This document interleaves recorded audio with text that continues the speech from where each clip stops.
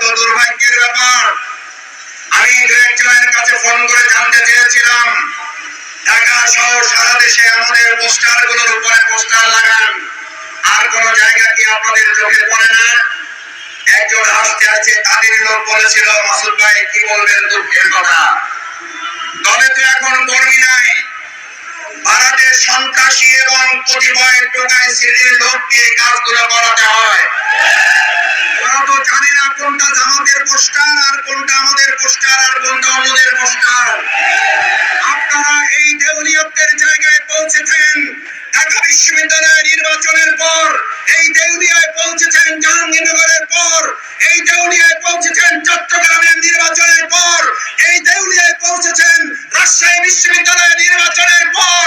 এখন জাতীয় অপেক্ষা আছে, জাতীয় নির্বাচনের পর আপনারা জাতীয় দেউলিয়ায় পরিণত হবে।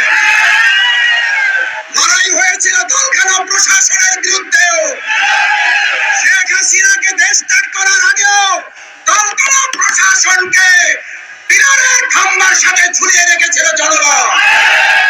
আমি সেই পরিণতির দিকে প্রশাসনকে খেয়াল করার অনুরোধ করতে চাই।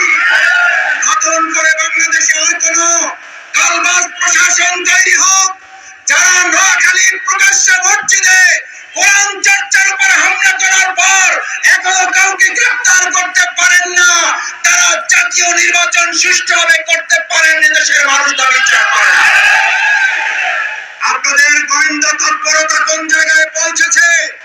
একের পর এক জাতীয় গুরুত্বপূর্ণ স্থাপনায় অগ্নিসংযোগ হচ্ছে, দুর্ঘটনা ঘটছে। আমরা মনে করি বর্তমান সময়ে যারা আর নির্বাচনে ভালো ফল করতে পারবেন না বলে হতাশ হয়ে পড়েছেন, তারা সহ ফ্যাসিস্টদের কিছু প্রশাসনের অংশের সম্মিলিত তৎপরতায় এই কার্যক্রম হতে পারে বলে দেশবাসী মনে করে। স্পষ্ট কথা বলতে চাই, এগুলো বন্ধ করুন, না হলে